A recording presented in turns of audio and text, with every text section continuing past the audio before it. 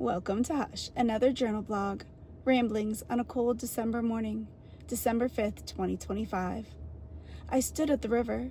The air was cold, but the sun was so warm and bright. The thin ice that had begun to form on the water glistened in the rays of that warm sun. It glistened, but it also reflected.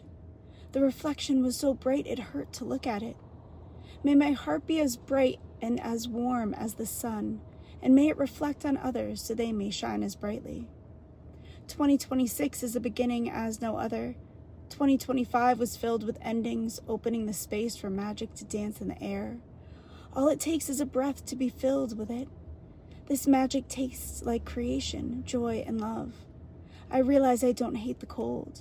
There is a difference. When all bundled and warm in the beams of the sun, this cold day reflected beauty and calm.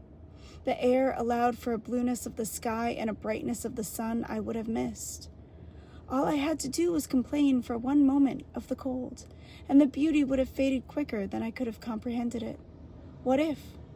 What if there are endless dimensions existing at once, and the level of our own consciousness creates the vibration we radiate that tells us which dimension we are in?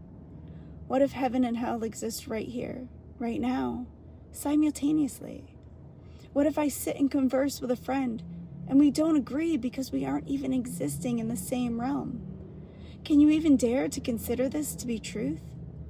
I am seeing so much more than I ever have, as if I have new senses awakening within me. The way I feel inside today is like nothing I could have dreamed of.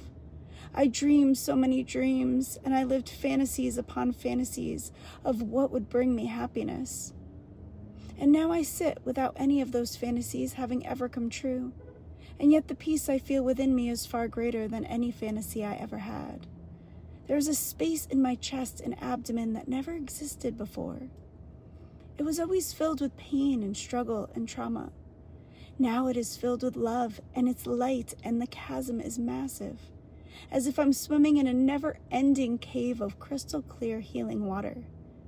Maybe life is more than the external choices we make. Maybe it is first about the internal ones, the choices that lead to the dimension we are existing in at this moment.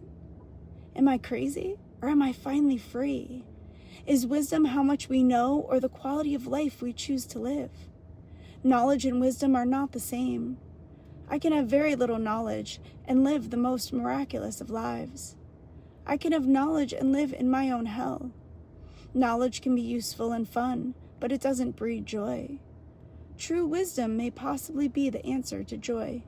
Maybe the most foolish person to the world is actually the most enlightened, no longer living subject to the small portion of reality we can see with our eyes and touch with our fingers, no longer living subject to the rules of the material realm, even possibly entering the dimension where even you can make all the rules up as you go. Maybe the possibilities are endless. Until next time, Jill.